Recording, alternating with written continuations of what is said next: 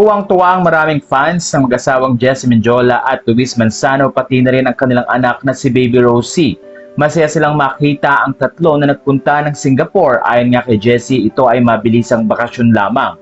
Ipinakita niya ang ilan sa mga flowers at mga bagay na nakita nila sa Singapore at ikinuwento rin ni Jessie na sa sobrang init daw ay kailangan bumili ni Luis Manzano ng t-shirt at para palitan ang kanyang pawis na damit.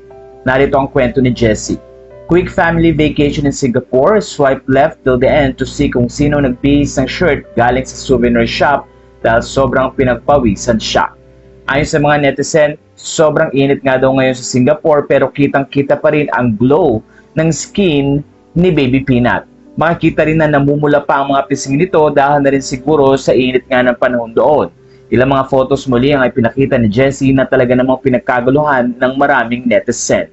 Ayon sa kanila, ang color ng hair ang ganda, original blonde, you're so pretty, Peanut. Sabi pa na isa, we love you so much, Baby Rosie. 9 months pa lang si Baby Rosie pero napakarami na niyang fans kaya naman tuwan-tuwa rin ang mga tagahanga nito dahil lagi nagbibigay ng panibagong mga post si Jessie Mendiola pati na rin mga updates tungkol sa kanilang buhay.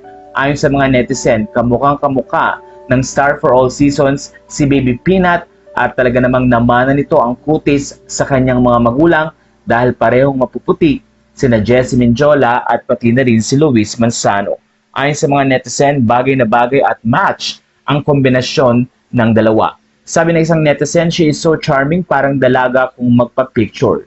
Matatandang ilang video din kasi ang ipinapakita ni Jessie at Luis na kung saan ay tila kinikilig ang mga netizen every time na nakikita si Baby Rosie.